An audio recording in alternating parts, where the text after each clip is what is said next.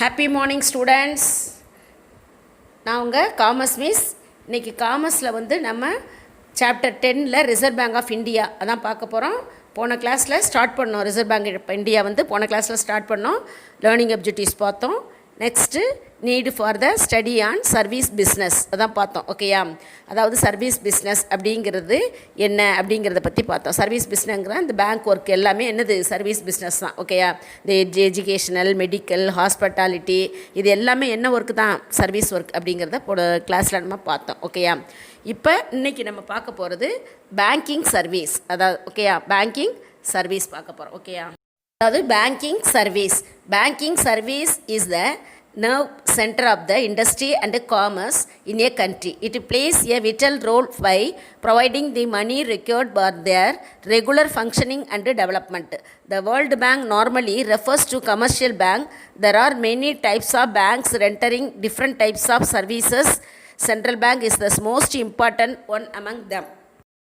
ஒரு கண்ட்ரியுடைய அதாவது industry, commerce இல்லை அதாவது ட்ரேடு எதாக இருந்தாலும் அதனுடைய நர்வ் சிஸ்டம், ஓகே, நர்வ் சென்டராக எது இருக்கிறது, இந்த பேங்க் கருதப்படுகிறது. ஓகே, இந்த நர்வ் சிஸ்டம் அதாவது எப்படி வந்து மனிதனுடைய உடம்புல பிளட் சர்க்குலேஷன் எப்படி முக்கியமோ அதே மாதிரி ட்ரேடு, பிஸ்னஸ்ஸு, காமர்ஸ் இது எல்லாத்துலேயும் முக்கியமான ஒன்று வந்து பேங்கிங் அப்படின்னு சொல்லப்படுகிறது. ஓகேயா, இது வந்து ஒரு கண்ட்ரியுடைய வழக்கமான ஆக்டிவிட்டீஸ் இருக்கு இல்லையா, அது ஆக்டிவிட்டீஸ் மற்றும் இது மேம்பாட்டுக்கான அந்த கண்ட்ரியுடைய வளர்ச்சிக்கான அந்த பண தேவைகளையும் அந்த பண தேவைகளை சந்திப்பதில் முக்கிய பங்கு வகிக்கிறது அப்படின்னு சொல்லப்படுகிறது. மேலும் வந்து காமனாக பேங்க் அப்படிங்கிறது என்றால் அது வந்து முழுக்க பிஸ்னஸ் பேங்க், அதாவது வணிக வங்கியை குறிக்கும். அதாவது கமர்ஷியல் பேங்க்ஸ்னு சொல்லுவோம் இல்லையா, அதைத்தான் குறிக்கும். ஆனால் பல்வேறு வகையான வந்து சர்வீசஸ், சேவைகளை வழங்கக்கூடிய அந்த ஒரு பலவிதமான இந்த பேங்கிங் வங்கிகள் இருக்கின்றன அப்படின்னு சொல்லப்படுகிறது. அதில் ஒன்று தான் அது பலவிதமான இந்த அதாவது பிஸ்னஸ் சம்மந்தப்பட்ட, வணிகம் சம்மந்தப்பட்ட வணிக வங்கி அப்படின்னு ஒரு வங்கியே இருக்குது. ஆனால் பல்வேறு வகையான சேவைகளை வழங்கக்கூடிய ஒரு பலவிதமான வங்கிகள் இருந்துச்சுன்னா, ஆனால் மைய வங்கி அவற்றில் முக்கியமான ஒன்றாக, இது எல்லா வங்கிக்கும் தலைமை வங்கியான மைய வங்கி முக்கியமான ஒன்றாக கருதப்படுகிறது. ஓகேயா, நெக்ஸ்ட் பார்த்தீங்கன்னா, every nation has one central bank. It is own by the government of country. The control over the entire banking systems of a country is visited with this apex bank. Central bank are known by different names in different countries. Their functions also vary from country to country. A central bank is set up as an autonomous and quasi-autonomous body. Stability and growth of the country economy are the main goal of the central bank. In India, the Reserve Bank of India is a central bank. ஒவ்வொரு கண்ட்ரிக்கும் ஒரு reserve bank உண்டு. ஓகேயா, அதாவது எந்த ஒரு நாடாக இருந்தாலும் ஒவ்வொரு நாட்டுக்கும் தனித்தனியாக ரிசர்வ் பேங்க்னு ஒன்று உண்டு. அந்தந்த நாட்டினுடைய கவர்மெண்ட்டுக்கே அது சொந்தமானது, அந்தந்த நாட்டினுடைய கவர்மெண்ட்டுக்கு சொந்தமானதாக இருக்கும். ஒரு கண்ட்ரியுடைய அனைத்து பேங்க்குகளிலும் அந்த அனைத்து பேங்க்குகளினுடைய செயல்பாடுகள், ஆக்டிவிட்டீஸ் இருக்கு இல்லையா, அதை கட்டுப்படுத்தக்கூடிய அந்த பவர் வந்து இந்த ரிசர்வ் வங்கிக்கு தான் உண்டு. ஓகேயா, அதாவது இது வந்து ஒரு உச்ச வங்கி அப்படின்னு கூட சொல்லலாம். இந்த ரிசர்வ் பேங்க்கு தான் உண்டு அப்படின்னு சொல்கிறேன். இந்த ரிசர்வ் பேங்க் வந்து வெவ்வேறு நாடுகளில் அதான் நல்லா தெரியுங்க, இதே ரிசர்வ் பேங்கு ஒவ்வொரு நாட்டிலையும் வெவ்வேறு பேரில் அழைக்கப்படுகிறது அப்படின்னு சொல்லப்படுகிறது. அது மட்டும் இல்லாமல் அவைகளுடைய அந்த ஆக்டிவிட்டீஸ் இருக்கு இல்லையா, அதனுடைய செயல்பாடுகள் அது வந்து நாட்டுக்கு நாடு மாறுபடும். ஓகே, ஒரு நாட்டினுடைய ரிசர்வ் வங்கி ஒத்தியன்னா அது ஒரு நாட்டில் வந்து ரிசர்வ் வங்கி முழு அட்டானமஸ் வங்கியாக, அதாவது ஒரு தன்னாட்சி அல்லது அந்த அதனுடைய அதாவது முழு அட்டானமஸாக இருக்கலாம், பாதி அட்டானமஸ். ஓகேயா, அப்படியெல்லாம் இருக்கும். ஒவ்வொரு நாட்டிலையும் ஒரு மாதிரி இருக்கும்.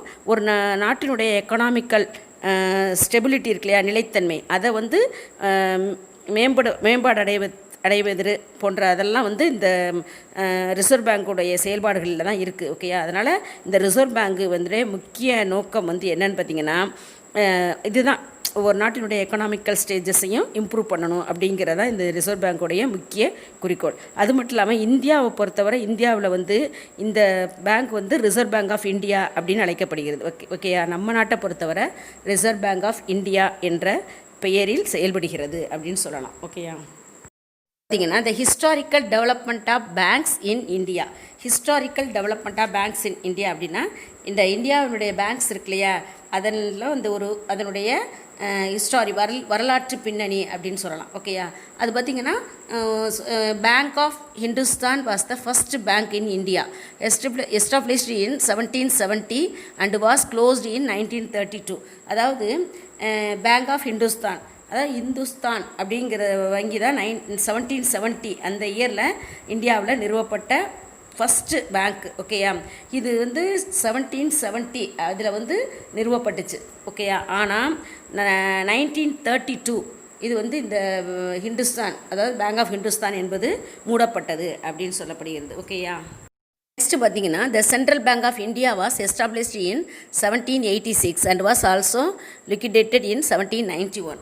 அதாவது நெக்ஸ்ட் பார்த்தீங்கன்னா 1786ல் இந்தியாவினுடைய ஜென்ரல் பேங்க், அதாவது பொது உடைமை வங்கி அப்படின்னு சொல்லுவாங்க, அது ஜென்ரல் பேங்க் நிறுவப்பட்டது. எப்போ 1786ல் இந்தியாவில் வந்து ஜென்ரல் பேங்க் நிறுவப்பட்டது. இது வந்து 1791 அந்த ஆண்டே திருப்பி என்ன செய்யப்பட்டது, இந்த பேங்க் வந்து க்ளோஸ் பண்ணப்பட்டது, கலைக்கப்பட்டது அப்படின்னு சொல்லப்படுகிறது. ஓகேயா, நெக்ஸ்ட் பார்த்தீங்கன்னா bank of Calcutta was the first joint stock bank established in 1806. It was renamed at Bank of Bengal in 1809. அதாவது வந்து 1809ல் வந்து அந்த ஆண்டில் நிறுவப்பட்ட கொல்கட்டா, அதாவது கல்கட்டா பேங்க் வந்து முதல் ஜாயிண்ட் ஸ்டாக் பேங்க். ஓகேயா, அதாவது முதல்ல உருவாக்கப்பட்ட ஜாயிண்ட் ஸ்டாக் பேங்க் அது வந்து கல்கட்டா பேங்க் தான். ஓகேயா, இது வந்து பார்த்திங்கன்னா 1809 அதே ஆண்டில், அதாவது 1806ல் இது நிறுவப்பட்டது, 1809ல் அந்த ஆண்டே வந்து இது வந்து பெங்கால் பேங்க் அப்படின்னு நேம் மாற்றப்பட்டு, ஓகேயா, பெங்கால் பேங்க் என்று நேம் மாற்றப்பட்டு செயல்பட்டது அப்படின்னு சொல்கிறப்படி. இதெல்லாம் ஹிஸ்டாரிக்கல் பேக்ரவுண்டு, இந்தியாவில் பேங்க்கினுடைய ஹிஸ்டாரிக்கல் பேக்ரவுண்ட். நெக்ஸ்ட்டு வந்து bank of Bombay in 1840 and the Bank of Madras in 1843 were established. These banks are called Presidential Bank. 1840ல் வந்து இந்த மும்பை பேங்க் இருக்கு இல்லையா, மற்றும் மும்பை பேங்க்கு, அப்புறம் 1843ல் மெட்ராஸில் உள்ள மெட்ராஸ் பேங்க், இது ரெண்டுமே என்ன செய்யப்பட்டது, நிறுவப்பட்டது. அதாவது பேங்க் ஆஃப் பாம்பே இன் 1840லையும் பேங்க் ஆஃப் மெட்ராஸ் வந்து 1843லையும் எஸ்டாப்ளிஷ் பண்ணப்பட்டது. ஓகே, இந்த பேங்க் வந்து பின்னாடி என்ன அழைக்கப்பட்டதுன்னா பிரசிடென்சியல் பேங்க் அப்படின்னு அழைக்கப்பட்டது. Okay, Bengal, Bombay and Madras only அங்கே மட்டும்தான் இருந்துச்சு. ஆனால் என்ன பேங்க்னு அழைக்கப்பட்டது, பிரசிடென்சியல் பேங்க் அப்படின்னு அழைக்கப்பட்டது. ஓகே, நெக்ஸ்ட் பார்த்தீங்கன்னா 1881 witnessed the birth of Andhra Bank, which was later renamed into Punjab National Bank in 1894. அதாவது 1881ல் ஆந்திரா பேங்க் அப்படிங்கிறது வந்து உருவாக்கப்பட்டது. இதே பேங்க்கு திருப்பி பெயர் மாற்றப்பட்டு பஞ்சாப் நேஷ்னல் பேங்க் அப்படின்னு 1894ல் மாற்றப்பட்டது. ஓகேயா, these presidential banks were amalgamated into the Imperial Bank of India on 27th January 1921. It confined its operations to the urban sectors and rural sector was completely neglected in those days. Therefore, after independence, an act was passed in Parliament to take over the Imperial Bank of India by the government, and State Bank of India came into being on July 1st 1955. 3 banks, அதாவது வந்து Bengal bank, Bombay bank, Madras bank, இந்த 3 banks சேர்ந்து 1921 வந்து ஜனவரி 27th ஒருங்கிணைக்கப்பட்டு அந்த வங்கி என்ன அழைக்கப்பட்டது, இம்பீரியல் பேங்க் ஆஃப் இந்தியா அப்படின்னு அழைக்கப்பட்டது. ஓகேயா, அந்த இம்பீரியல் பேங்க் ஆஃப் இந்தியா என்று உருவாக்கப்பட்டது. 1922ல் இந்த 3 வங்கிகளையும் சேர்த்து ஜனவரி 27th ஒருங்கிணைக்கப்பட்டு அது இம்பீரியல் பேங்க் ஆஃப் இந்தியா என்று உருவாக்கப்பட்டது. ஓகே, அந்த டைமில் தான் இந்த வங்கி வந்து நகர்ப்புறங்களுக்கு பகுதிகளுக்கு மட்டும் சேவை செய்து வந்தது. அப்புறம் இதை வந்து ரூரல் ஏரியா, அதாவது அர்பனில் மட்டுமே சர்வீஸ் பண்ணிக்கிட்டு இருந்த இந்த பேங்கை ரூரல் பகுதிகளுக்கும் முழுவதையும் வந்து புறக்கணித்தது. இந்த இந்த பேங்க் வந்து கிராமப்புற பகுதிகளை புறக்கணித்தது.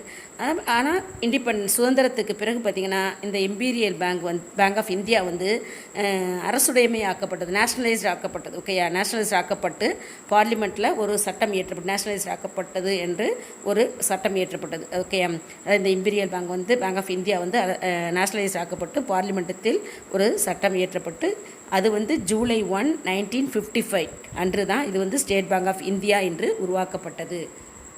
பேங்கிங் இன் ஆன்சியன்ட் இந்தியா, அதாவது பண்டைய இந்தியாவினுடைய அந்த பேங்கிங் இதை பற்றி தான் இப்போ பார்க்க போகிறோம். ஓகேயா, rudimentary banking activities were carried out in India 3500 years ago. Interest earning and usury were prevalent during the Vedic period 1200 years before. The following concepts were in practice in Tamil Nadu: பற்று debit, வரவு credit, செலவு expenditures, லாபம் profit, நஷ்டம் loss, which all collectively known as ஐந்தொகை, trial balance, பேரேடு, referred to ledger. ஓகேயா, பார்த்தீங்கன்னா இந்தியாவில் வந்து அந்த 3500 இயர்ஸ்களுக்கு முன்பிருந்தே வந்து பார்த்திங்கன்னா இந்த பேங்கிங் ஆக்டிவிட்டீஸ் இருந்திருக்கு, வங்கி நடவடிக்கைகள் அப்படின்னு இருந்திருக்கு. மேலும் அது வந்து கண்டினியூஸாக மேற்கொள்ளப்பட்டு வந்துள்ளனர். ஓகேயா, இதில் வந்து எப்படின்னா இன்ட்ரெஸ்ட் சம்பாதித்தல், அதுதான் இன்ட்ரெஸ்ட் சம்பாதித்தல் மற்றும் அநியாயத்தில் வட்டி வாங்குறது, அதாவது நியாயமற்ற வட்டி வாங்குறது ஆகியவையெல்லாம் அந்த காலத்தில் இருந்துச்சு. பரவலாக அந்த வேத காலத்தில் இருந்த ஒன்று வேதிக் பீரியடில் இருந்துள்ளது அப்படின்னு சொல்லப்படுகிறது. 1200 இயர்ஸ் அதுக்கு முன்னாடி பார்த்திங்கன்னா, அந்த ஆண்டுகளுக்கு முன்னாடி பார்த்திங்கன்னா தமிழ்நாட்டில் வந்து இந்த கீழே இந்த இப்போ நம்ம சொல்கிறோம் இல்லையா, பற்று, வரவு, செலவு, லாபம், நஷ்டம், இவை அனைத்தும் வந்து ஐந்தொகை அப்படிங்கிற ஒரு இதில் இருந்துச்சு, அந்த ஒரு பாடலில் இதெல்லாம் இருந்திருக்கு. ஓகே, அப்புறம் நெக்ஸ்ட்டு ட்ரையல் பேலன்ஸ் என அழைக்கப்பட்டது. இதுவே வந்து ட்ரையல் பேலன்ஸ் என அழைக்கப்பட்டது அப்படின்னு சொல்லப்படுது. மேலும் வந்து லெட்ஜர், இதெல்லாம் வந்து அந்த காலத்தில் வந்து இதெல்லாம் வந்து இந்த பேங்கிங் சிஸ்டத்தில் அழைக்கப்பட்ட நேம்ஸ். ஓகேயா, இதுதான் வந்து பண்டைய காலத்தில் இந்தியாவில் இருந்த வங்கி முறைகள் அப்படின்னு சொல்லப்பட்டிருக்கு. இதிலே பார்த்திங்கன்னா உங்களுக்கு வந்து இந்த காயின்ஸ் கொடுத்துருக்காங்க. Used Rajaraja Chola period. இந்த காயின்ஸ் வந்து ராஜராஜ சோழன் பீரியடில் பயன்படுத்தப்பட்ட ஒரு வெண்கல காயின்ஸ் இது. ஓகேயா, அதாவது இயர் வந்து என்ன 985லேருந்து 1014 அந்த காலகட்டங்களில் பயன்படுத்தப்பட்ட காயின்ஸ். ஓகேயா, இதுதான் பேங்கிங் சிஸ்டத்தில் பயன்படுத்தப்பட்ட காயின்ஸ். பார்க்க போகிறது பார்த்திங்கன்னா இந்த பேங்கிங்குடைய டெஃபினேஷன்ஸ். ஓகேயா, இந்த டெஃபினேஷன்ஸ் வந்து நம்ம நெக்ஸ்ட் கிளாஸில் பார்ப்போம். ஓகேயா, தேங்க்யூ ஸ்டூடெண்ட்ஸ்.